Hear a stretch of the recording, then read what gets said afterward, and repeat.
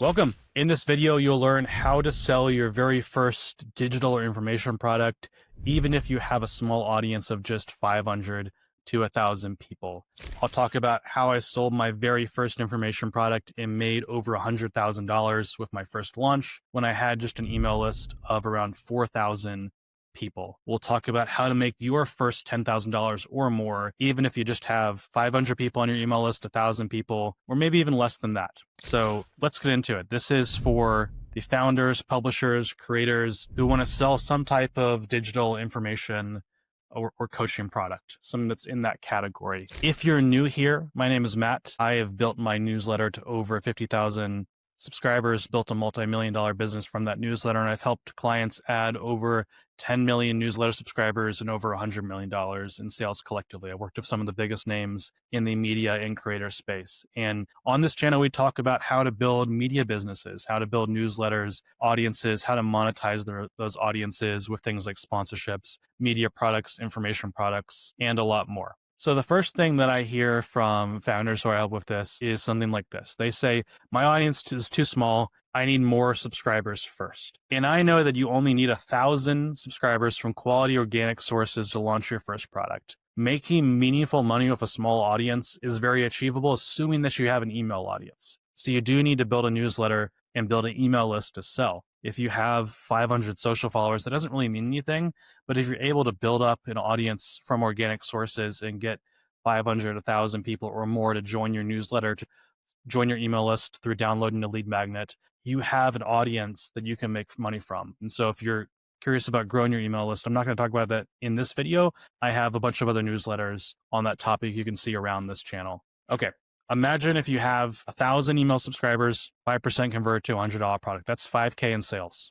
That's very achievable with your first launch. If you have 1,000 subscribers and 2% convert to a $1,000 product, that's $20,000 in sales. You can do that and a lot bigger with your first launch. So you don't need a huge audience. My recommendation is to launch your first product after you have 1,000 people on your email list and no later than 5,000 to 10,000 email subscribers.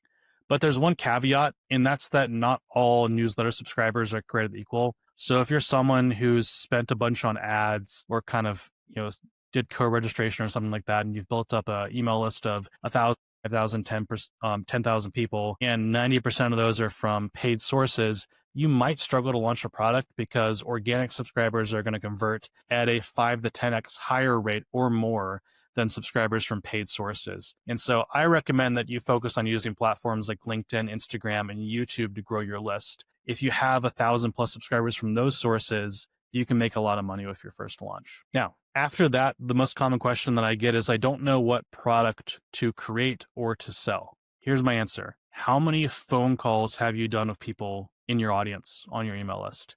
How many email conversations or DM conversations have you had with your followers or subscribers? If the answer is less than 10 phone calls and less than 50 email and DM conversations, I guarantee you have no idea what your audience wants to buy because you haven't talked to them. You have to talk to your prospects to understand what their problems are. You can't just theorize or copy other products. That might help you get an idea of what's working in the market, but you're going to get the best insights from the people that you want to sell to. So you need to talk to them. And here's some tactical advice on how to do that. You should offer one-on-one coaching or consulting calls. You could do a 45-minute call or 30 minutes or an hour. I like 45 minutes. I find it's like the sweet spot. Sometimes an hour feels too long. 30 minutes feels too short. With 45 minutes, you can also go over the time if needed. You can start charging $100, 45 minutes of your time, and you can add a booking link to all of your newsletters, your email signature, your social profile. And every time you get 5 to 10 bookings for that consulting call, increase the price by $100.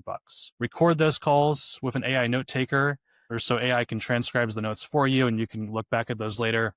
And I guarantee after a few calls, you're going to have a 10x better idea of the type of product that you should create and sell to your audience. You can also do an audience survey and a research call on top of that. So you can create some type of multiple choice 10 to 20 question survey. I recommend it's mostly multiple choice and you maybe have 1 or 2 open-ended questions at the end, but make them optional. Incentivize getting survey responses by giving away a $100 gift card to one person that completes the survey, and you give that away randomly. You want to get at least 25 to 100 responses, and you want to look for the most insightful answers to your open-ended questions about what product that they need, what problems they have. Reach out to those people, set up a 15-minute research call with them, talk to 3, 5, 10 of them, and you're going to use these conversations to identify what problem that your audience has, how you can solve that problem, the stuff that they tried before, and a lot more. And after you do this, you need to then identify the type of product that can solve the problem that your audience has. If you want to sell some type of information media or digital product, I like to just use one term to describe these. I call them media products. So that kind of combines coaching, digital information all into one thing. So I call them media products. And there are only 10 types of media products. So that narrows down your options a lot. I find some people are like, yeah, maybe I understand their problem and I know who my audience is, but I don't know what to sell them. It feels like there's hundreds of options. If you're going to build a media company, there's only 10 media products. And here's what they are. There are digital products, events, courses, live learning, coaching, masterminds or peer groups, subscriptions, memberships, tipping or support, or a hybrid of those things. Now, I've done a video about which is best out of all those. We'll put that in the description below. But most of your audience's problems can be solved with one of these 3 media products. Either live learning, which is sometimes called a cohort-based course, a digital product, which is any simple thing delivered digitally, like an ebook, a template, a Notion page, a download, a swipe file, etc., a database. The list goes on. All types of different ways you can just send simple digital products, or coaching. I recommend you start with one of those 3 and you avoid any type of recurring subscription as your very first product. Recurring subscriptions are hard to sell. And if you don't know what your audience wants, it's a very bad idea to start with a subscription. So start with a one-time deliverable and do live learning, digital products, or coaching. If you want to learn more about the pros and cons of all of those, I'll put the video about that in the description below. Next question. I don't know how to price my product. Okay, this is a lot simpler than you think. There are price ranges that most media products fall into, and you should stick with those industry standard price ranges until you have at least $100,000 in sales for your media product. So if you're selling a digital product, price it between $29 and $99. If you're selling a traditional course, price it between $499 to $999. If you're selling a cohort-based course or life learning program, price it between $999 and $19.99 or $2,000. If you're selling a coaching program, these can vary a lot, but typically like a one-time 6 to 12-week program is going to cost between $2,500 to $10,000. You can also increase the price based off of the demand you have and the availability you have to take on clients. And then if you're selling some type of content subscription, some type of membership or subscription that's focused on delivering paywalled premium content, which I don't recommend as your first product, but anyways, if you do like a paid newsletter, for example, the typical price for that is $99 to $200 per year. It's also very normal to start at a lower price and then increase that price over time for media products. I've doubled my prices for the different products that I have over a 12-month period. And so where you start is not necessarily going to be where you end up in a couple months. So don't be afraid of just starting with one of these ranges and then increasing your price from there based off of demand. Next question. The tech setup is overwhelming. Like a lot of people maybe know what they want to sell. Maybe they know how to sell it, but they're not quite sure how to deliver it to the customer. And it does not need to be that complicated. You don't need any type of special software or skills to sell your first media product. Let me just tell you what I did for my first $100,000 launch. Of course, you need a sales page, and I built my sales page on just a simple Beehive page. It looked like a blog post. We'll try and put it on screen here. You could do that with Beehive if you use Beehive. You could build a simple page with Kit, with Substack, with Card. Just all it has to look like is just a blog post. You could put it in a Google Doc. I've sold tens of thousands of dollars of stuff with Google Docs too. Then you need a checkout page, like where someone's going to enter in their credit card. And most people are going to use Stripe for payment processing. So just create a Stripe payment link for this product, which is a checkout page. A payment link is essentially a checkout page. And then put a link to that on your sales page. Then you're going to need a thank you page where you deliver the product. So what I did is I created another Beehive page and I just removed the indexing so people couldn't find it through Google search. That's a one-click thing. And then I set up a redirect so that when people bought through that Stripe payment link, they were redirected to the Beehive thank you confirmation page. And on that thank you confirmation page, I gave people access to the product. I sent them welcome emails and I just sent those manually. I just looked at my Stripe account, copy and pasted the emails, sent them via BCC where I could send up to 100 emails at a time. And then my first product was a cohort-based course. And for the content, I just taught the live sessions on Zoom. I invited everyone to the events of Google Calendar and I put all the recordings on a Notion page. So it was super simple. That's like 3 or 4 tools, no software everything's manual, but I mean, I only had 100 customers, so it didn't take very much time to do that manually. So that setup allowed me to spend about an hour or less on the tech stuff. Now, if you need something more advanced, I recommend keeping everything within 2 different tools. So you want to have your email service provider, which might be Beehive, Kit, something like that. And then you want to have some type of membership or learning management platform. The platform that I use now is called Circle. It's pretty easy to use. I don't have any testimonials or social proof, and I feel like I need to get those before I sell a media product. And that's totally okay. If you don't have any testimonials or social proof yet, you can still sell products. What you don't have is product testimonials, but you can still get character testimonials, okay? And I do believe that testimonials and that stuff matters, but you don't have to have a testimonial for the product because you haven't sold it yet. You can go reach out to 10, 25, 50 of your friends in your industry, your clients, your past employers, your loyal readers, and you can send them an email like this. I'll put this on screen now. And this is heavily inspired by Jay Klaus, who shared this idea with me originally. And basically, you're asking those people for a favor. You want a testimonial about why you are the right person to teach this thing or to share this thing, but not a testimonial for the actual product itself. So again, it's a character testimonial, not a product testimonial. And if you send these to a lot of people, you can get 5 to 10 or more character testimonials before you launch your product. And you can put those on your landing page to increase that social proof and your conversion rate. Next question. I'm afraid of being too salesy because it might damage my reputation with readers. Okay, I'm going to challenge you to overcome that because I think that's dead wrong. You should believe in your product so strongly that you know that readers are worse off if they don't buy. But also, if this is your very first product, you may not have that type of confidence yet. What I recommend you do is you give everyone in your email list a way to opt out. So at the bottom of each marketing email, I add a little sentence like this. I say something like, don't want to hear about this product, click here to opt out and I won't email you about it. They can click that. I exclude them from those emails with a segment, and it's a really easy way to not be too salesy because they always have the option to stop hearing about this, and I really won't email them about it again. Now, about 0.1 or 0.2% of people tend to click on that link. So I'm still able to sell effectively, but I give people the option to opt out if they don't want to hear about it. So no matter how many emails I send, I'm not being too salesy because they have the relationship to stop getting them at any time. I don't know how to write sales copy that converts. I see this question a lot because sales copy is probably the most, outside of how good your offer is, it's probably the most important skill that you need to develop to sell a media product. And I totally understand why that's a challenge. Maybe you're someone who's decent at like writing social content, making videos, creating newsletters that are all like editorial and value-based, but you don't really have the experience writing marketing emails, sales pages,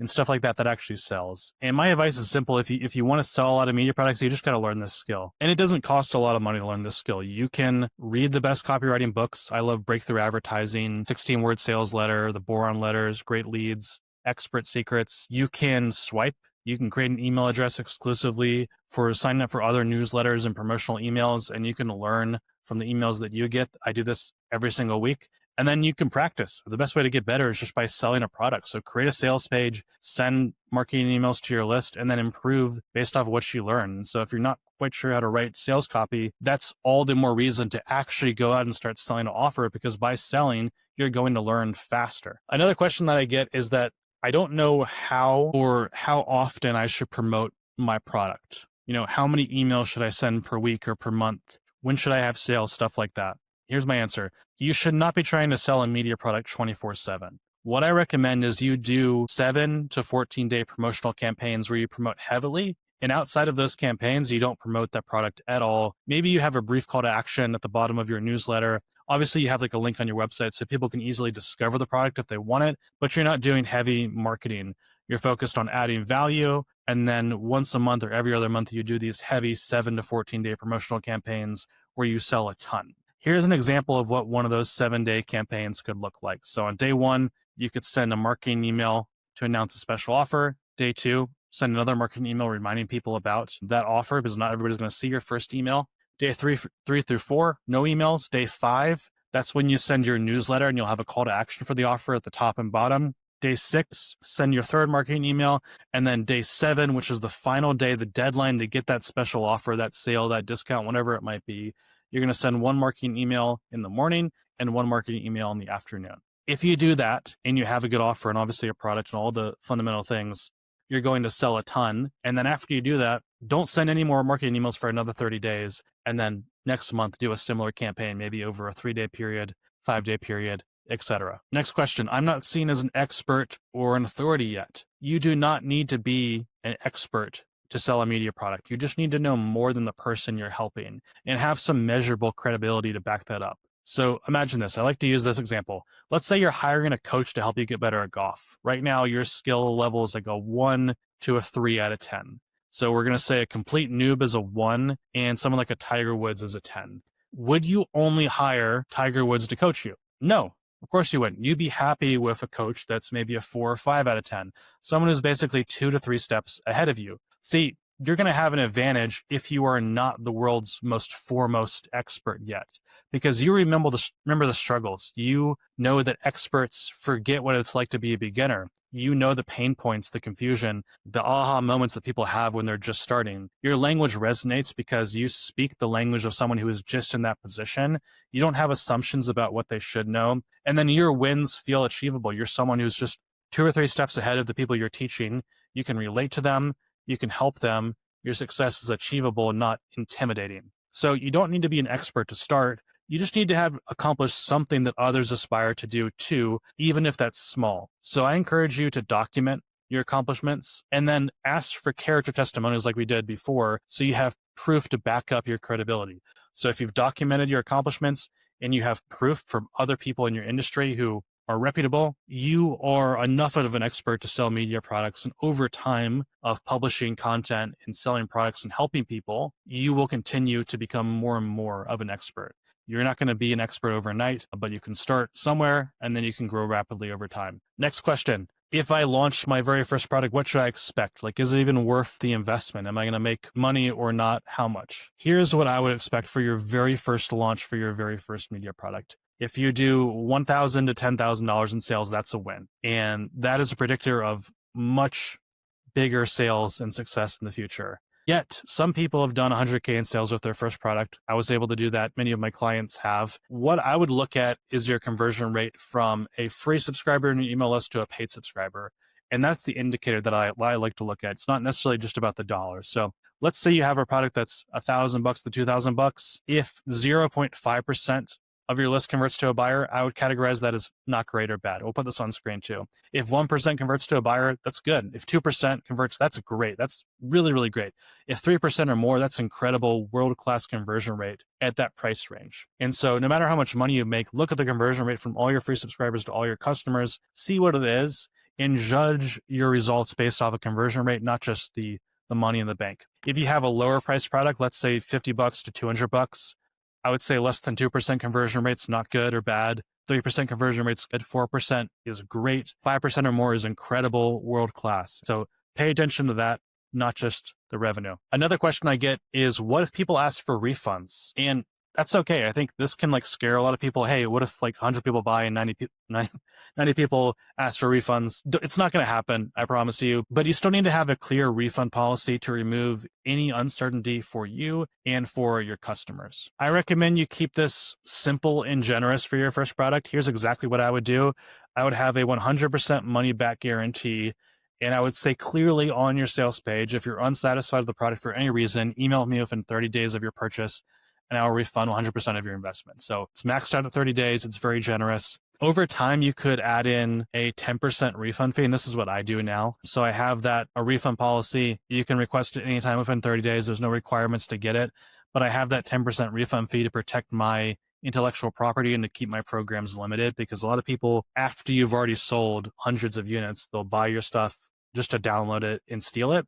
And so having that refund fee just protects that, so people are not going to get your stuff for free. And those are the ways you can go after pirates as well. What's the minimum viable product I can start with? Your first product should be simpler and shorter than you think. So I like to use what I call the short, narrow, small framework when building media products. I think most products should be short, 2 to 12 hours to consume or less. Narrow, it should only focus on solving one problem or delivering one outcome. And small, it should be feature light, only 3 to 4 features, 4 maximum. 1 to 3 is more than enough. I've tried launching products before and they've flopped. Well, Did you follow the best practices in this video? Odds are you didn't, or maybe your offer sucked, or your product had no clear value proposition and didn't show how you solved a tangible problem for your audience. Most successful products deliver transformation, not just information or education. So you have to show that in your offer and follow all the steps in this video. I don't know if my product idea is validated. What if nobody buys? Well, through your consulting calls, surveys, sponsor results, email conversations, DM conversations, you're going to identify the patterns in the problems that your audience has. And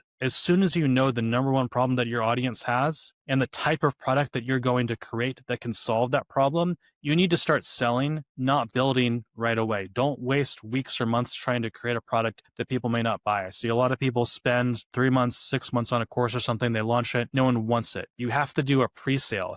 The only way to determine what the audience wants, what your audience wants, is to sell them something. Surveys, interviews are going to give you an idea of what they want, and they're helpful. But buying behavior can be completely different. People vote with their wallets. I recommend you run a pre-sale like this. You can have a short email and sales page about the product. For a pre-sale, you can allow people to order for 50% off, make that pre-order refundable, and include a 30-day money-back guarantee after the product is live, so there's absolutely no risk to buy it. Tell your audience that you're not going to create that product until you reach a certain milestone, a certain number of pre-orders. And depending on your audience size and the price of the product and your goals, that could be 10 pre-orders, 50, 100, etc. Make it clear that you're going to refund everybody if you do not reach that pre-order number within a certain time frame. Let's say maximum of 7 to 10 to 14 days. Assuming you do reach that pre-order goal, after you reach it, you close the cart so no one can buy it, and you just go and build a product.